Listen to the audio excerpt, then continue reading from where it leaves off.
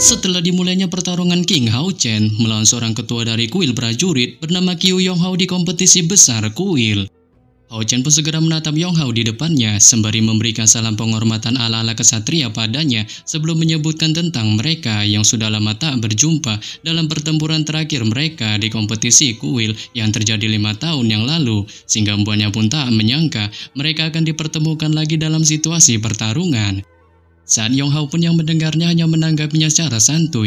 dan menyatakan pada Hao Chen mengenai dirinya yang tak akan menunjukkan belas kasih padanya selama pertarungan berlangsung, bertujuan untuk melihat seberapa jauhkah peningkatan kemampuannya selama 5 tahun terakhir ini. Sebab sebagai ketua kuil prajurit, ia pertama-tama ingin melihat pengaruh apa yang sudah Hao Chen miliki serta apa yang bisa dibawanya ke dalam aliansi di masa depan, dan sebagai hasilnya ia memperhatikan bahwa di belakang Hao Chen setidaknya ada kedua kuil yang siap mendukungnya, yaitu kuil kesatria dan kuil assassin, merupakan 2 dari 6 kuil besar yang terbilang cukup disegani. Terlebih lagi ia memiliki identitasnya sangat istimewa sebagai putra cahaya dari kuil kesatria dan menjadi kandidat sebagai penerus kuil selanjutnya, serta juga akan memiliki peran yang sangat menentukan dalam pembentukan aliansi baru. Jadi dengan demikian,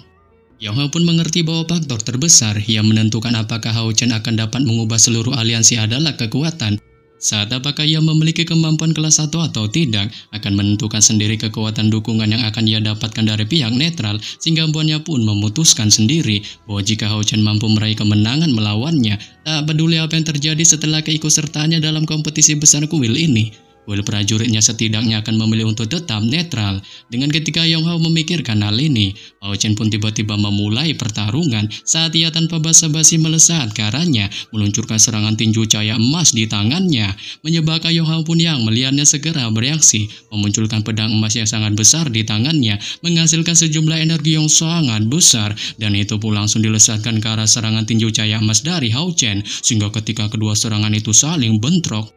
ledakan yang sangat dahsyat pun segera terjadi di panggung arena, sampai-sampai mengakibatkan penghalang yang mengitari sekitarnya pun mulai mengalami guncangan hebat, tampak jelas merasakan tekanan besar dari kedua serangan ini. Dengan Hao Chen dan Yonghao pun masing-masing terpental mundur di arena di bawah tatapan terkejut para penonton yang menyaksikannya, saat mereka tak menyangka Yonghao yang notabene ketua terkuat di kuil prajurit nyatanya mengalami kesuraman atas serangan tinju cahaya emas dari Hao Chen, berbanding terbalik dengan Hao Chen yang tak menderita cedera apapun. Lebih lagi mereka terheran-heran melihat keduanya ternyata jelas memiliki tingkat kekuatan tertinggi, memegang sebagian besar cadangan energi spiritual mereka. Dengan pertarungan keduanya tampaknya terlihat seperti bentrokan fisik yang sederhana, tapi semua orang tahu bahwa baku hantam semacam ini sebenarnya yang paling berbahaya, dikarenakan ledakan energi spiritual dahsyatnya dapat mengakibatkan sisi arena pertarungan akan runtuh. Bahkan bukan hanya para penonton ini saja yang menunjukkan keterkejutannya, Li Zhengji pun yang melihatnya juga tak kuasa menunjukkan hal yang sama. Dengan tak menyangka Yonghao si ketua kuil prajurit yang notabene merupakan besti lamanya kalah dalam adu mekanik pertama melawan Hao Chen di arena, hingga dia secara alami memahami kultivasi Yonghao dengan baik saat selama beberapa tahun terakhir ini. Yonghao selalu berlatih dan mencari terobosan dengan tekun, sampai-sampai membuat kultivasinya akhirnya menembus peringkat kedua dari langkah ke-9, serta salah satu kekuatan besar di seluruh aliansi kuil, dan menjadi orang nomor 1 di kuil prajurit yang dikenal sebagai julukan dewa perang paling kuat dan OP. Tapi dalam adu mekanik pertama sebelumnya, ia pun benar-benar dihancurkan oleh serangan tinju dari Hao Chen yang menurutnya kali ini memiliki tingkat energi spiritual lebih tinggi darinya, sehingga dengan kemampuannya itu, ini pun membuatnya untuk pertama kalinya mulai merasakan ancaman besar dari Hao Chen. Namun ketika Li Zhengji masih memikirkan hal ini, pada saat ini di panggung arena, Yonghao pun yang menderita kesuraman atas serangan tinju cahaya emas dari Hao Chen sebelumnya, tampaknya tak menunjukkan tanda-tanda menyerah sedikit pun dalam pertarungannya saat ia menunjukkan mode seriusnya, memunculkan domain pedangnya di panggung arena yang langsung menghasilkan suasana berbeda. Di balik tatapan terheran-heran semua penonton yang menyaksikannya, dengan tak menyangka Yonghao ternyata memiliki domain yang begitu sangat menakjubkan. Namun berbanding terbalik dengan para penonton di atas panggung arena, Hao Chen pun yang melihat domain yang dimunculkan Yonghao hanya menunjukkan kesantuyannya dan malah secara bagongnya memuji domainnya yang menurutnya telah mengalami kemajuan pesat tanpa sangat kuat, membuatnya pun merasa jika suatu hari nanti dirinya dapat memahami misteri di balik menggunakan jiwa seseorang sebagai pedang.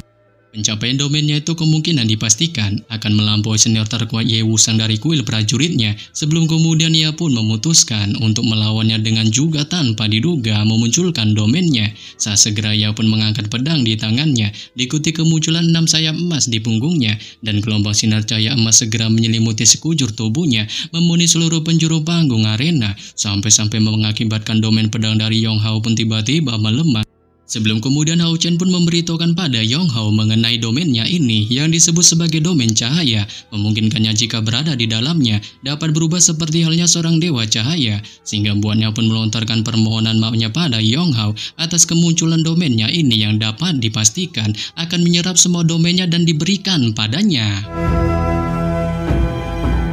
Setelah mendengar pemberitahuan dari Hao Chen,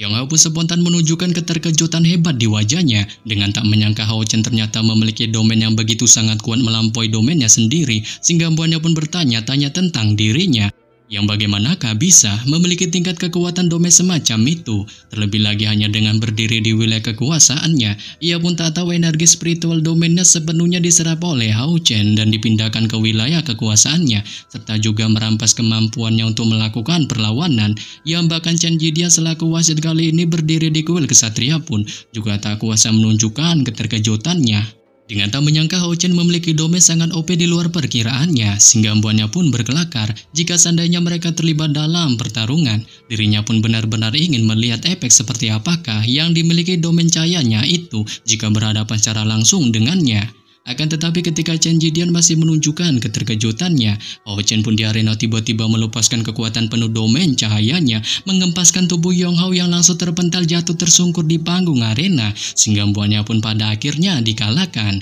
Yang hal ini pun lantas menyebabkan para penonton yang melihatnya spontan menunjukkan keterkejutannya dengan tak menyangka Yong Hao yang notabene merupakan seorang ketua terkuat di bumi dari kuil prajurit serta dijuluki sebagai dewa perang OP, nyatanya kalah secara mudahnya melawan Hao Chen yang hanya memunculkan kemampuan domainnya. Dengan setelah memenangkan pertarungan, Hao Chen pun perlahan berjalan ke arah Yong Hao, mendukungnya untuk berdiri dari tanah, yang kali ini masih menunjukkan rasa herannya atas kemampuan domain cahayanya. Sebelum kemudian mencoba sedikit memberikan sikap respeknya dengan menawarkannya untuk membantunya dalam mengendalikan domain jiwa pedangnya jika dirinya memiliki minat. Saat Yong Hao pun hanya menunjukkan senyum suramnya, menyebutkan tentang domain milik Hao Chen itu yang lebih baik dijuluki sebagai domain dewa cahaya, dan ia sama sekali tak tahu bagaimana dirinya bisa mencapai tingkat seperti itu. Namun menurut persepsinya ia bisa merasakan bahwa dirinya hanyalah penguasa cahaya di wilayah domainnya. Tetapi di sini Hao Chen pun menunjukkan sikap rendah hatinya dan memberitahukan tentang domain cahayanya yang sebenarnya tak sekuat yang dibayangkannya, saat meskipun situasinya luar binasa ketika berada di domainnya. Domainnya itu pun nyatanya masih mengakibatkannya mengalami dua kerugian, yang diantaranya adalah konsumsi energi spiritualnya yang berlebih 10 kali lipat dari sebuah domain biasa, serta mempertahankannya selama 1 detik saja, itu pun sudah menghabiskannya 10.000 energi spiritualnya. Saat ini pun buat Yong Hao yang mendengarnya hanya menunjukkan sifat cueknya dan sedikit mendukung tawaran dari Hao Chen tapi tanpa tak berminat. Sebelum kemudian memutuskan meninggalkan panggung arena untuk kembali ke TKP tim pemburu iblis cahaya pajarnya di balik tatapan heran semua orang yang melihatnya, dan semuanya menyatakan kemampuan Hao Chen telah sepenuhnya menekan Yong Hao, baik itu dalam kemampuan pedang ataupun atribut unsur lainnya. Ia pun nyatanya sudah berada di atas Yong Hao, dan kesenjangan antara mereka berdua awalnya tak seluas itu, tapi keunggulan atribut dan domain cahaya Hao Chen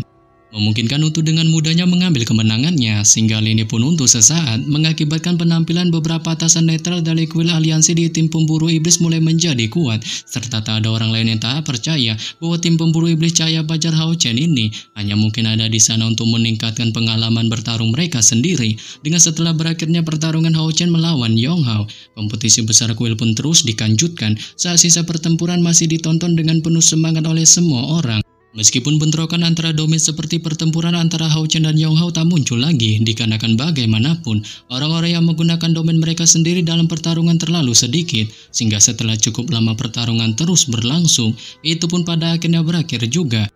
Dan tibalah saatnya untuk mengumumkan hasil kompetisi. Dengan Chen Jidian pun segera muncul di tengah panggung arena, mengumumkan hasil putaran pertama kompetisi besar kuil, yang mana kuil kesatria memiliki 24 orang yang tersisa, kuil sihir memiliki 21 peserta yang tersisa, kuil jiwa 16 peserta tersisa, kuil assassin menyisakan 14 peserta, dan juga secercah harapan yang terang masih menyelimuti kuil prajurit dengan menyisakan 10 orang peserta yang tersisa. Sehingga sekarang setelah putaran pertama kompetisi berakhir, Chen Jidian pun juga mengumumkan total poin akan mulai dihitung dari titik ini dan seterusnya, menyebabkan kelima kuil pun yang mendengarnya segera menunjukkan sikap mengertinya, sebelum kemudian masing-masing pandangan serius mereka pun melesat ke arah TKP panggung tim pemburu iblis cahaya fajar Hao Chen dengan tak berharap mereka ternyata memiliki kemampuan terkesan sangat OP, terutama 5 kesatria muda di dalamnya, yang 2 diantaranya adalah Hao Chen dan Yang Wenjiao, sehingga buat mereka pun merasa jika kelima kesatria muda ini terus meningkatkan kemampuannya ke level yang sangat tinggi, kemungkinan dapat dipastikan masa depan kuil kesatria akan menjadi sangat cerah. Terlebih lagi di antara 5 kesatria muda ini adalah 3 dari langkah ke-9 dan 2 dari langkah ke-8, dan 1 di antaranya memiliki domain sendiri, serta secara menggemparkan telah menang melawan ketua kuil prajurit. Sehingga buat mereka pun bertanya-tanya jika seandainya saja pertarungan kemenangan mereka mewakili kuil kesatria, dapat dipastikan kuil kesatria akan menjadi penguasa kompetisi besar kuil. Singkat cerita, malam pun tiba. Pada saat ini di TKP luar panggung besar aliansi, banyak para penonton pun memilih untuk tak beranjak dari tempat duduknya serta memilih untuk tiduran di tempatnya. Dikarenakan hal ini dilakukan mereka hanya ingin menjaga kursi mereka secara baik untuk ditempati di pertandingan kompetisi hari berikutnya. Namun lain halnya dengan tim pemburu iblis Hao Chen. Pasca kompetisi berakhir, mereka pun memilih untuk menjauh dari TKP panggung arena kompetisi dan kemudian memutuskan berjalan pergi menuju markas besar kuil kesatria. Mengingat mereka sudah tak bisa lagi tinggal di hotel seperti di masa lalu, dikarenakan itu akan mengganggu kedamaian mereka dalam menjalani proses pemulihan yang kemungkinan saja akan mengalami gangguan dari pihak lain, sehingga tempat istirahat yang paling tepat bagi mereka kali ini adalah kuil kesatria.